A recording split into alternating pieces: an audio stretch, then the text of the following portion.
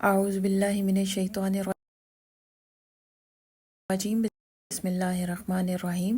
حیات سرور کائنات محمد صلی اللہ علیہ وآلہ وسلم، باب نمبر 34، یثرب کا رد عمل۔ بدی اور بغض سے پارا پارا۔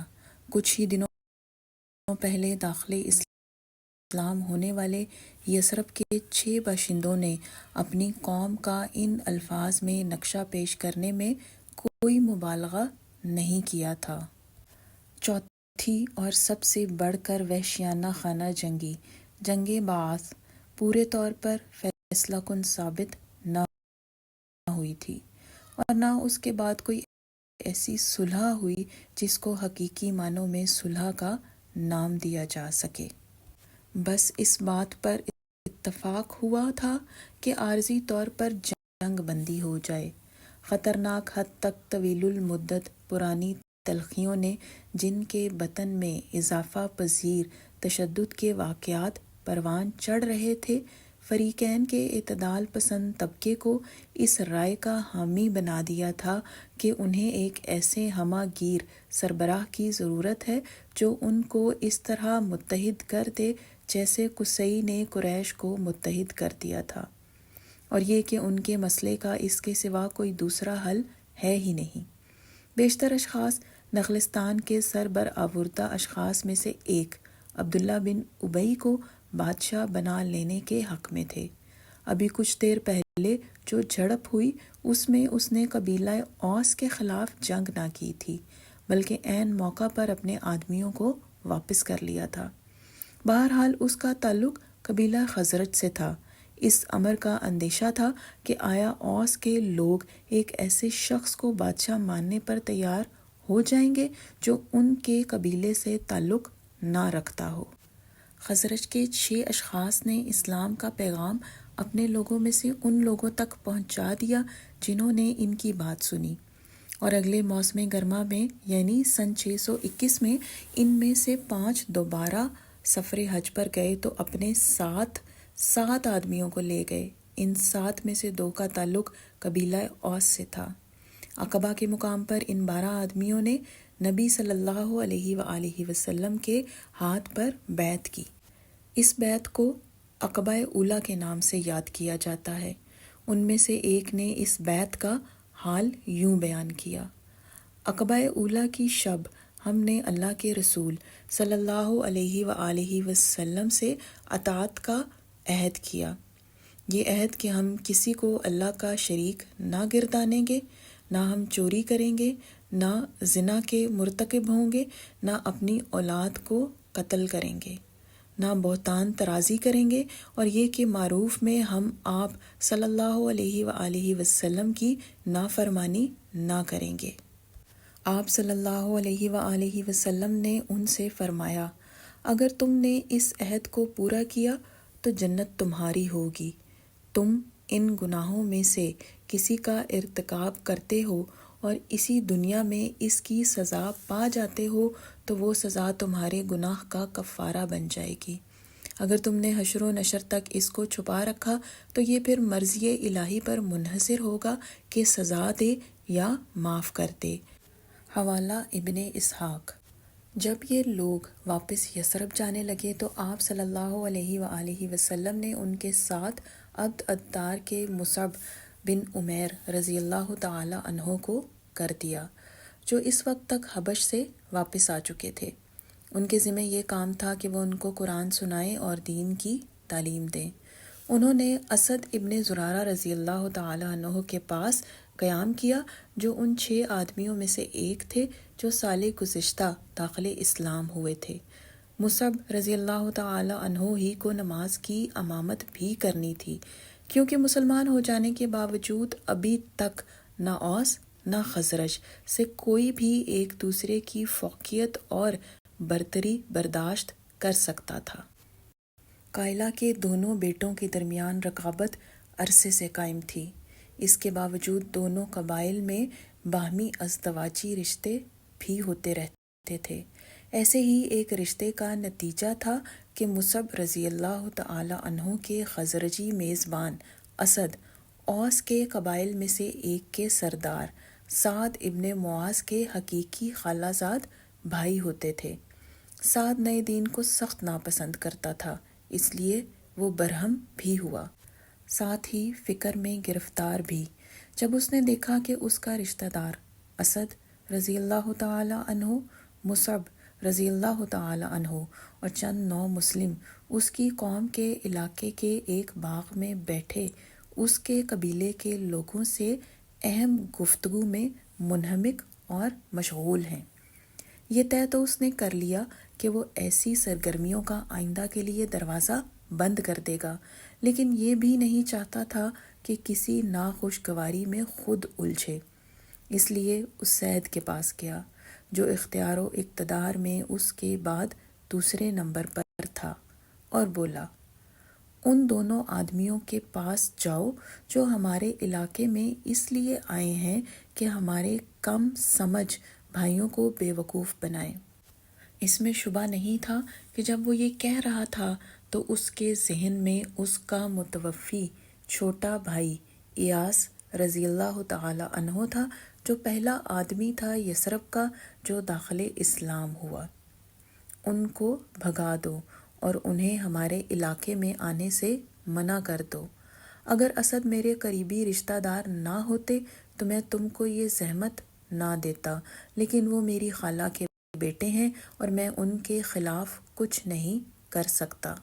اسید نے اپنا نیزہ سنبھالا اور جا کر ان لوگوں کے سر پر کھڑا ہو گیا، پھر اپنے لہجے میں انتہائی ممکن حد تک خونخوار بناتے ہوئے اس نے کہا، تم دونوں یہاں کیسے آئے ہو؟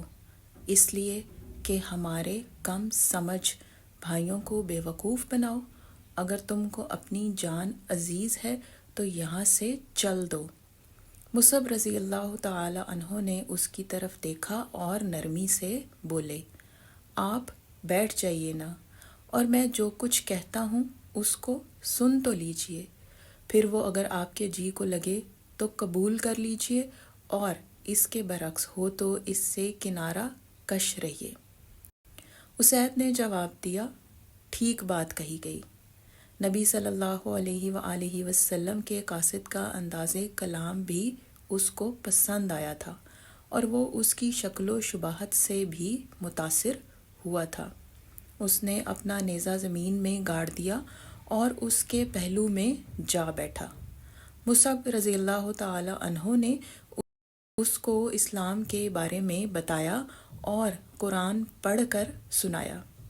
اسید کے چہرے کا رنگ بدلا، ایسا کہ جو لوگ وہاں موجود تھے ان کے چہرے میں اس نور سے جو اس میں ضیاء بار تھا اور اس طمانینت سے جس نے اس میں نرمی پیدا کر دی، اسلام کو جلوہ نما دیکھ سکتے تھے۔ وہ بے اختیار بول اٹھے، کتنے شاندار الفاظ اور کیسے حسین! اور جب مصعب رضی اللہ تعالی عنہ نے تلاوت ختم کی تو انہوں نے سوال کیا، تم کیا کرتے ہو جب تم اس دین میں داخل ہونا چاہتے ہو؟ انہوں نے بتایا کہ ان پر لازم ہے کہ پہلے غسل کریں سر سے پیر تک تاکہ طاہر ہو جائیں، اپنے کپڑے بھی پاک کریں، پھر نماز ادا کریں۔ جس باغ میں وہ بیٹھے تھے وہاں ایک کنواں تھا، چنانچہ انہوں نے غسل کیا، اپنے کپڑے پاک کیے اور شہادت دی، اشہد اللہ الہ الا اللہ و اشہد ان محمدن عبدہ و رسولہ۔ مصعب رضی اللہ تعالی عنہ نے ان کو نماز پڑھنا سکھایا اور انہوں نے نماز ادا کی، پھر کہا، میرے پیچھے ایک آدمی ہے جو اگر تمہارا پیرو ہو جائے تو اس کی قوم کا ہر شخص تمہاری پیروی کرنے لگے گا۔ چنانچہ وہ اپنے قبیلے والوں کے پاس گئے۔ ان کے قریب پہنچنے سے پہلے ہی قبیلے کے لوگ اندازہ کر سکتے تھے کہ وہ بدلے ہوئے انسان ہیں۔ سعد نے دریافت کیا، کیا کیا ہے تم نے؟ اسید رضی اللہ تعالی عنہ نے جواب دیا، میں نے ان دونوں آدمیوں سے بات کی اور خدا کی قسم میں نے ان میں کوئی خرابی نہیں پائی، تاہم میں نے انہیں یہ سلسلہ مزید جاری رکھنے سے منع کیا۔ جس کے جواب میں انہوں نے کہا، ہم ویسا ہی کریں گے جیسا تم کہو گے۔ سعد نے کہا میں دیکھ رہا ہوں تم نے کچھ نہ کیا، اور ان کے ہاتھ سے نیزہ چھین کر ادھر چل دیا جہاں وہ لوگ باغ میں اطمینان سے بیٹھے تھے۔ اس نے اپنے رشتہ دار اسد رضی اللہ تعالی عنہ سے بحث و تکرار کی، ان کو طعنہ دیا کہ انہوں نے باہمی رشتہ داری کا غلط فائدہ اٹھایا، لیکن مصعب رضی اللہ تعالی عنہ نے اسی انداز میں کلام کرتے ہوئے جیسے انہوں نے اسید رضی اللہ تعالی عنہ سے کیا تھا مداخلت کی۔ چنانچہ سعد ان کی بات سننے پر راضی ہو گیا اور بالآخر نتیجہ وہی رہا۔ جب سعد رضی اللہ تعالی عنہ نماز ادا کر چکے تو وہ اسید رضی اللہ تعالی عنہ اور ان کے ساتھیوں کے ساتھ واپس گئے اور سب کو ساتھ لے کر اپنے قبیلے کے لوگوں کی پنچایت کے پاس گئے اور ان کو مخاطب کرتے ہوئے کہا، تم اپنے درمیان میری حیثیت کے بارے میں کیا جانتے ہو؟ انہوں نے جواب دیا، آپ ہمارے سردار واجب الاطاعت ہیں، قوت فیصلہ میں ہم سب پر فوقیت رکھنے والے اور انتہائی نیک فعال قیادت کے حامل ہیں۔ سعد رضی اللہ تعالی عنہ بولے، تب میں تم سے کہتا ہوں کہ میں قسم کھاتا ہوں کہ میں تمہاری عورتوں سے بات کروں گا نہ مردوں سے، جب تک تم اللہ اور اس کے رسول صلی اللہ علیہ وآلہ وسلم پر ایمان نہ لے آؤ۔ اور رات آنے تک ان کے قبیلے کی نہ کوئی عورت بچی تھی جو ایمان نہ لے آئی ہو اور نہ کوئی مرد جو ایمان نہ لے آیا ہو۔ حضرت مصعب رضی اللہ تعالی عنہ نے اسد رضی اللہ تعالی عنہ کے ساتھ تقریباً 11 ماہ قیام کیا۔ اس دوران بہت سے لوگوں نے اسلام قبول کر لیا۔ پھر جب اگلے حج کا زمانہ قریب آن لگا تو وہ مکہ واپس ہوئے تاکہ نبی صلی اللہ علیہ وآلہ وسلم کو مطلع کریں اوس اور خزرج کے مختلف قبائل میں ان کی کیسی گزری تھی۔ نبی صلی اللہ علیہ وآلہ وسلم جانتے تھے کہ سنگھائے سیاح کی 2 قطاروں کے خطے کے درمیان جو اچھی طرح سیراب زمین تھی وہ یثرب ہی کی سرزمین تھی۔ آپ صلی اللہ علیہ وآلہ وسلم کو یہ بھی معلوم تھا کہ اس بار کے مہاجرین میں آپ صلی اللہ علیہ وآلہ وسلم شامل ہوں گے۔ ادھر قصہ یہ تھا کہ مکے میں کم ہی لوگ تھے جن پر آپ صلی اللہ علیہ وآلہ وسلم اتنا اعتماد کرتے تھے جتنا ازدواجی رشتے سے اپنی چچی ام الفضل پر۔ آپ صلی اللہ علیہ وآلہ وسلم کو اس بات پر بھی یقین تھا کہ آپ صلی اللہ علیہ وآلہ وسلم کے چچا عباس ہر چند کہ وہ داخل اسلام نہ ہوئے تھے، آپ صلی اللہ علیہ وآلہ وسلم سے بدعہدی نہ کریں گے، اور نہ آپ صلی اللہ علیہ وآلہ وسلم کا راز جس کا ان کو رازدار بنایا جائے گا فاش کریں گے۔ اس لیے آپ صلی اللہ علیہ وآلہ وسلم نے ان دونوں کو بتا دیا تھا کہ آپ صلی اللہ علیہ وآلہ وسلم کو یثرب جا کر سکونت پذیر ہونے کی توقع ہے، لیکن اس کا بہت کچھ انحصار اس وفد پر ہے جو اگلے موسم حج میں نخلستان یثرب سے آنے والا ہے۔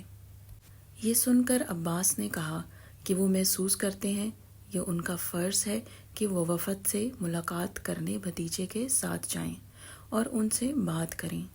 نبی صلی اللہ علیہ وآلہ وسلم نے ان کی اس تجویز سے اتفاق کر لیا۔ مصعب رضی اللہ تعالی عنہ کی روانگی کے تھوڑے ہی دنوں بعد، جیسا کہ مصعب رضی اللہ تعالی عنہ اور ان لوگوں کے درمیان طے ہوا تھا، یثرب کے کچھ مسلمان سفر حج پر روانہ ہو گئے۔ وہ کل 73 مرد اور 2 عورتیں تھیں۔ ان کا ارادہ یہ تھا کہ وہ نبی صلی اللہ علیہ وآلہ وسلم سے رابطہ قائم کریں گے۔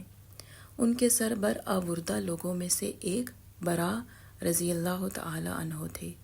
سفر کے ابتدائی دنوں میں ایک خیال ان پر مسلط رہا۔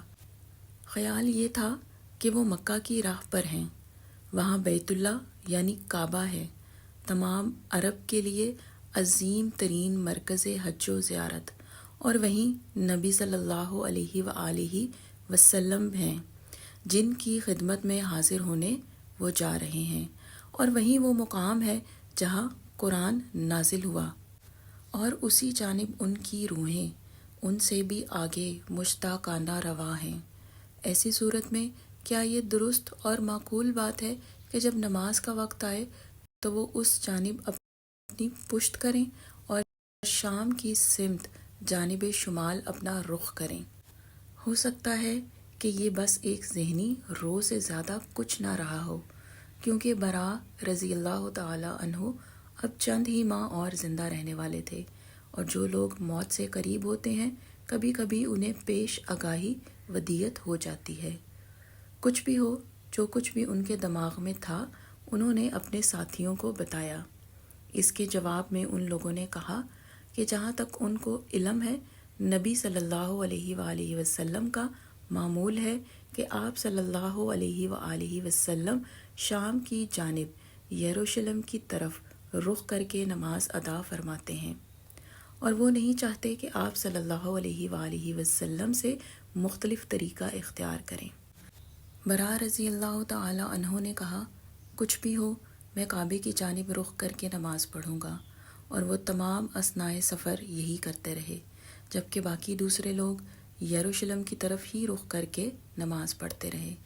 ان لوگوں نے ان کو سمجھانے کی کوشش کی، لیکن ان کی کوشش عبث ثابت ہوئی، بجز اس کے کہ جب وہ مکہ پہنچے تو ان کو کچھ شکوک لاحق ہوئے، اور انہوں نے اپنے قبیلے کے ایک نسبتاً کم سن شخص اور یثرب کے شاعروں میں مقابلتاً زیادہ باصلاحیت شاعر کعب رضی اللہ تعالی عنہ بن مالک سے کہا، میرے بھائی کے بیٹے، آؤ ہم اللہ کے رسول صلی اللہ علیہ وآلہ وسلم کے پاس چلیں، اور میں نے سمت قبلہ کے بارے میں اس سفر کے دوران جو کیا ہے اس کے بارے میں دریافت کریں، کیونکہ اب میرے دل میں شبہات سر اٹھا رہے ہیں، یہ دیکھ کر کہ تم لوگ میرے خلاف تھے۔ چنانچہ انہوں نے مکہ کے ایک شخص سے دریافت کیا کہ نبی صلی اللہ علیہ وآلہ وسلم جن کو انہوں نے دیکھا بھی نہ تھا کہاں ملیں گے؟ اس شخص نے کہا، تم ان کے چچا عباس کو جانتے ہو؟ انہوں نے اس بات میں جواب دیا، کیونکہ عباس اکثر یثرب جایا کرتے تھے اور وہاں کے لوگ ان کو بخوبی جانتے تھے۔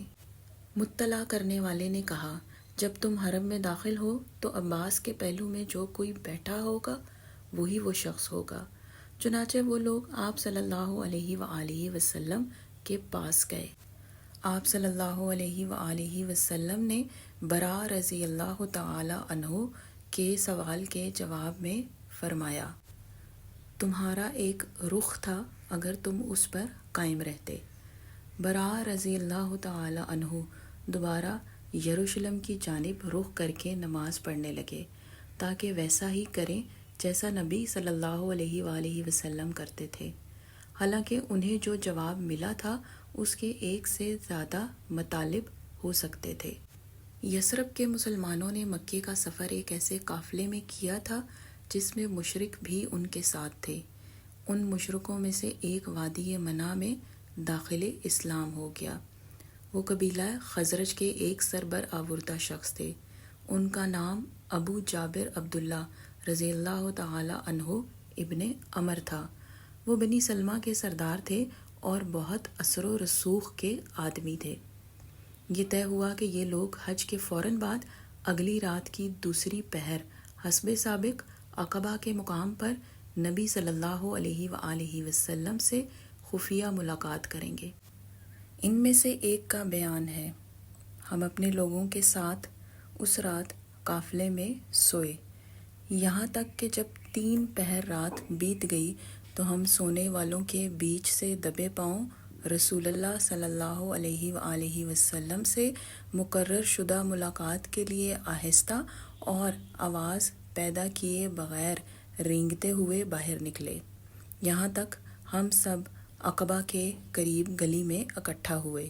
وہاں ہم انتظار کرتے رہے یہاں تک کہ نبی صلی اللہ علیہ وآلہ وسلم تشریف لائے، اور آپ صلی اللہ علیہ وآلہ وسلم کے ساتھ آپ صلی اللہ علیہ وآلہ وسلم کے چچا عباس آئے، جو اس وقت اپنی قوم ہی کے دین پر قائم تھے۔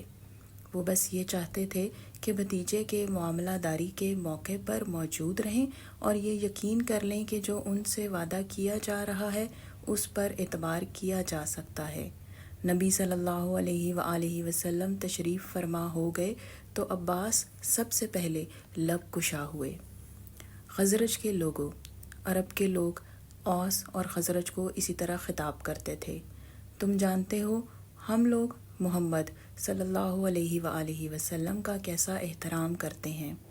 ہم نے ان کی قوم کے خلاف ان کو امان دے رکھی ہے، ایسی کہ ان کو قوم میں عزت و احترام کا مقام بھی حاصل ہے اور وہ صحیح سلامت و محفوظ بھی ہے۔ پھر بھی انہوں نے طے کر لیا ہے کہ وہ تمہاری جانب رخ کر لیں گے اور تم سے جا ملیں گے۔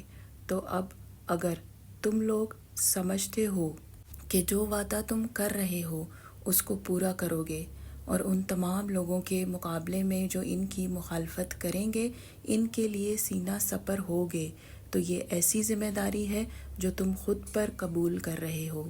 لیکن اگر تم سمجھتے ہو کہ برا وقت آنے پر ان سے بے وفائی کرو گے اور جب وہ تمہارے پاس جا چکے ہوں گے تو تم ان کا ساتھ چھوڑ دو گے، تو بہتر ہوگا کہ تم ان کو اسی وقت چھوڑ دو۔ انہوں نے جواب دیا، ہم نے سن لیا جو تم نے کہا، لیکن اے اللہ کے رسول صلی اللہ علیہ وآلہ وسلم، آپ صلی اللہ علیہ وآلہ وسلم کا اور آپ صلی اللہ علیہ وآلہ وسلم کے رب کا واسطہ، آپ صلی اللہ علیہ وآلہ وسلم خود ہی اپنی پسند کا فیصلہ فرمائیں۔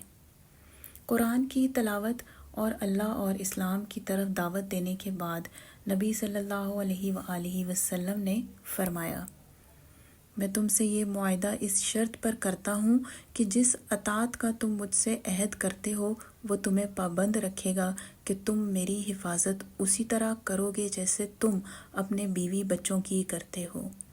برا رضی اللہ تعالی عنہ اٹھے، آپ صلی اللہ علیہ وآلہ وسلم کا ہاتھ اپنے ہاتھ میں لیا اور کہا، قسم ہے اس ذات کی جس نے آپ صلی اللہ علیہ وآلہ وسلم کو حق کے ساتھ بھیجا ہے، ہم آپ صلی اللہ علیہ وآلہ وسلم کی ویسے ہی حفاظت کریں گے جیسے ہم ان کی حفاظت کرتے ہیں۔ اس لیے اے اللہ کے رسول صلی اللہ علیہ وآلہ وسلم ہمارا عہد اطاعت قبول فرمائیے۔ ہم جنگجو لوگ ہیں، اسلحہ بند ہیں، جو اسلحہ ہمیں نسلاً بعد نسل باپ سے بیٹے کو ملے ہیں۔ اوس کے ایک آدمی نے اس موقع پر مداخلت کی اور کہا، اے اللہ کے رسول صلی اللہ علیہ وآلہ وسلم، ہمارے اور کچھ دوسرے لوگوں کے مابین حلیفانہ تعلقات ہیں۔ اس کی مراد یہودیوں سے تھی۔ ہم ان سے تعلقات منقطع کرنے کو تیار ہیں، لیکن کہیں ایسا نہ ہو کہ ہم تو یہ کریں اور پھر جب آپ صلی اللہ علیہ وآلہ وسلم کو خدا فتح و کامیابی عطا کر دے تو آپ صلی اللہ علیہ وآلہ وسلم ہم سے ناطہ توڑ لیں اور اپنی قوم میں واپس چلے جائیں۔ آپ صلی اللہ علیہ وآلہ وسلم نے تبسم فرمایا اور کہا، نہیں، میں تمہارا ہوں اور تم میرے، جس سے تمہاری لڑائی اس سے میری لڑائی، جس سے تمہاری صلح اس سے میری صلح۔ پھر آپ صلی اللہ علیہ وآلہ وسلم نے فرمایا، اپنے 12 آدمی لاؤ جو سربرآوردہ ہوں، جو اپنی قوم کے معاملات سے عہدہ برا ہونے کی اہلیت رکھتے ہوں۔ چنانچہ انہوں نے 12 سرداروں کو آپ صلی اللہ علیہ وآلہ وسلم کی خدمت میں پیش کیا۔ 9 کا تعلق قبیلہ خزرج سے تھا اور 3 کا قبیلہ اوس سے۔ یہ تناسب اس لیے تھا کہ آنے والوں میں 62 مرد اور 2 عورتیں خزرج کی تھیں اور صرف 11 افراد قبیلہ اوس کے تھے۔ خزرج کے 9 اشخاص میں اسد رضی اللہ تعالی عنہ اور برا رضی اللہ تعالی عنہ شامل تھے، اور اوس کے 3 آدمیوں میں اسید رضی اللہ تعالی عنہ تھے، جن کو سعد ابن معاذ رضی اللہ تعالی عنہ نے اپنا نمائندہ بنا کر بھیجا تھا۔ جب یکے بعد دیگرے لوگ آپ صلی اللہ علیہ وآلہ وسلم سے بیعت کرنے والے تھے، خزرج کے ایک صاحب نے، جو ان 12 آدمیوں میں سے ایک تھے جنہوں نے گزشتہ سال بیعت کی تھی اشارہ کیا کہ لوگ ذرا ٹھہریں، اور انہوں نے سب کو یوں خطاب کیا: اے اہل خزرج، تم جانتے ہو کہ اس شخص کے ہاتھ پر بیعت کرنے کا کیا مطلب ہے؟ انہوں نے کہا: ہم جانتے ہیں، لیکن اس نے ان کی بات کو نظر انداز کرتے ہوئے اپنا سلسلہ کلام جاری رکھا: تم اس کے ہاتھ پر بیعت کر کے گورے ہو یا کالے، دنیا بھر سے لڑائی مول لے رہے ہو۔ پس اگر تمہارا یہ خیال ہو کہ جب تمہارے مال تباہی کے اور تمہارے اشراف ہلاکت کے خطرے میں پڑ جائیں تو تم اسے دشمنوں کے حوالے کر دو گے، تو بہتر ہے کہ آج ہی اسے چھوڑ دو، کیونکہ خدا کی قسم وہ دنیا و آخرت کی رسوائی ہوگی۔ اور اگر تمہارا ارادہ یہ ہے کہ جو بلاوا تم اس شخص کو دے رہے ہو اس کو اپنے اموال کی تباہی اور اپنے اشراف کی ہلاکت کے باوجود نبھاؤ گے، تو بے شک اس کا ہاتھ تھام لو کہ خدا کی قسم یہ دنیا اور آخرت کی بھلائی ہے۔ انہوں نے کہا: ہم اسے لے کر اپنے اموال کو تباہی اور اپنے اشراف کو ہلاکت کے خطرے میں ڈالنے کے لیے تیار ہیں، اور ہمیں کیا ملے گا؟ اے اللہ کے رسول صلی اللہ علیہ وآلہ وسلم، اگر ہم اپنا عہد پورا کریں۔ آپ صلی اللہ علیہ وآلہ وسلم نے فرمایا: جنت۔ انہوں نے کہا: اپنا ہاتھ بڑھائیے۔ آپ صلی اللہ علیہ وآلہ وسلم نے اپنا ہاتھ بڑھا دیا۔ انہوں نے آپ صلی اللہ علیہ وآلہ وسلم کے ہاتھ بیعت کر لی۔ شیطان عقبہ کی چوٹی سے یہ باتیں سن رہا تھا اور یہ منظر دیکھ رہا تھا، اور جب اس سے مزید ضبط نہ ہو سکا تو جتنی بلند آواز سے چیخنا ممکن تھا اس نے چیخ کر کہا: مزمم! اور نبی صلی اللہ علیہ وآلہ وسلم